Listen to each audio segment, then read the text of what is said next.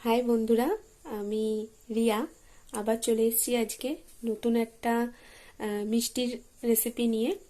তো আজকে একটা পায়েস বা মিষ্টির রেসিপি যাই বলো ওটা বানাবো। তো এটা হচ্ছে চষি, মেন এটাই হচ্ছে জিনিস যেটাকে এটা দিয়েই বানাবো। তো আগেই বলে রাখি, এটা হচ্ছে আমার মা বানিয়ে দিয়েছে। এটা ময়দা দিয়ে মা বানিয়েছে। তারপরে ময়দাকে মেখে হাতের সাহায্যে ছোট ছোট ছোট ছোট করে কেটে বানিয়ে রোদে শুকিয়ে তারপরে এটা এরকম দেখতে হয়েছে। তো আমি যেহেতু ওয়েস্ট বেঙ্গলের বাইরে থাকি, তো আমি যখন বাড়ি আসি, মানে ওয়েস্ট বেঙ্গল থেকে যখন এখানে আসি, তো তখন মা আমাকে এটা দিয়ে দেয় বানিয়ে খাওয়ার জন্য। মা বানিয়ে খাওয়াতে পারেনি, আমাকে দিয়ে দিয়েছে। তো এটা আজকে আমি বানাবো। রেসিপিটা সম্পূর্ণ মার কাছ থেকেই শিখেছি এটা বানানো। তো বলে দিই কি কি লাগছে। প্রথমেই লাগছে এটা চষিটা, ময়দার চষি। তারপরে লাগছে হচ্ছে দুটো তেজপাতা। তারপরে হচ্ছে ঘি, একটা আমুল দুধের, মানে তোমরা যেভাবে যে দুধ দিয়ে করো, এটা হচ্ছে আমি আমুল গোল্ড নিয়েছি 1 লিটারের। আর হচ্ছে খেজুরের গুড়। এটা হচ্ছে গুড়টা। এটাও বাবা মা আমাকে কিনে দিয়েছে ওয়েস্ট বেঙ্গল থেকে আসার সময়। তো চলো দেখা যাক, শুরু করা যাক রেসিপিটা। প্রথমে চষিটাকে ভাজার জন্য ঘি দিয়ে দিলাম।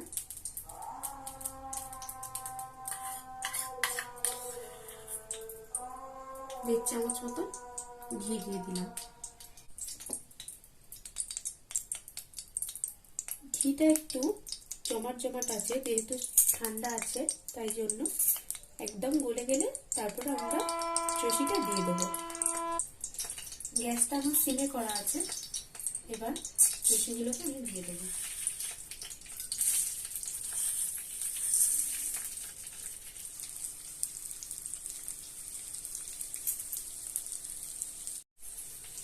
এবার এই হাতাটা দিয়ে এটাকে নেড়ে নেবো। চষিটা আমার ভাজা হয়ে গেছে। মোটামুটি এরকম কালার এলেই বুঝতে হবে যে ভাজাটা হয়ে গেছে। এবার আমরা কড়াইতে দুধ দেব। এবার আমরা দুধটা কড়াইতে দিয়ে দেবো।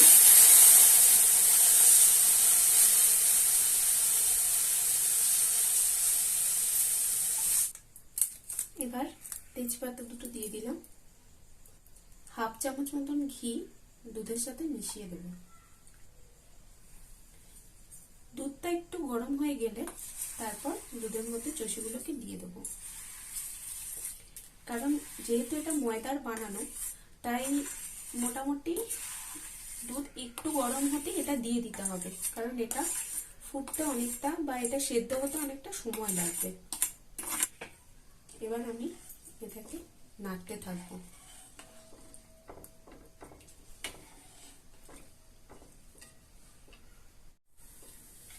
আমি দুধটার মধ্যে শুধু তেজপাতা আর ঘি দিলাম। সাধারণত পায়েসে এলাচ দিলে ভালো লাগে, কিন্তু আমি এলাচটা দিইনি। তার কারণ হচ্ছে আমি যেহেতু গুড় দিয়ে বানাবো, খেজুরের গুড় দিয়ে যেহেতু বানাবো, তাই জন্য আমি এলাচটা দিইনি। এলাচটা দিলে গুড়ের গন্ধটা নষ্ট হয়ে যেতে পারে, নষ্ট হয়ে যাবে, যেতে পারে না, নষ্ট হয়ে যাবে। সেই কারণে আমি এলাচটা দিইনি। খেজুরের গুড় যেহেতু দেবো তাই জন্য এলাচটা দিইনি। মোটামুটি আমার এটা সিদ্ধ হয়ে গেছে। তো দেখে নিই, একটুখানি তোমাদের দেখিয়ে দিই।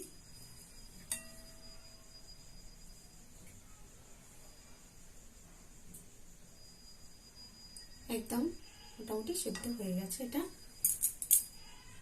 এবার আমরা এই যে গুড়টা আছে, সেই গুড়টা এর মধ্যে দিয়ে দেব।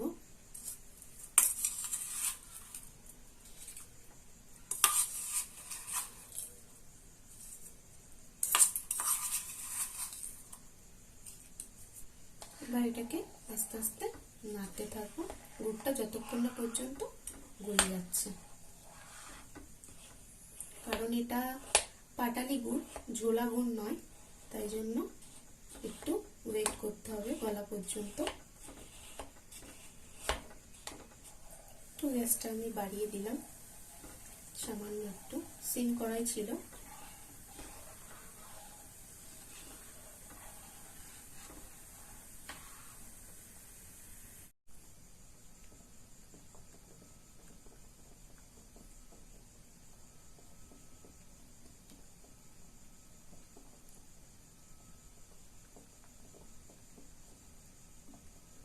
এইভাবে আরো কিছুক্ষণ ফুটিয়ে নেব।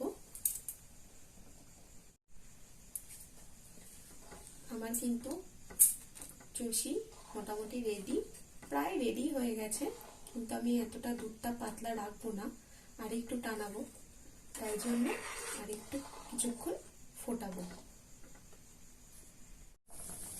দেখো এটা প্রায় হয়ে এসছে, মোটামুটি রেডি।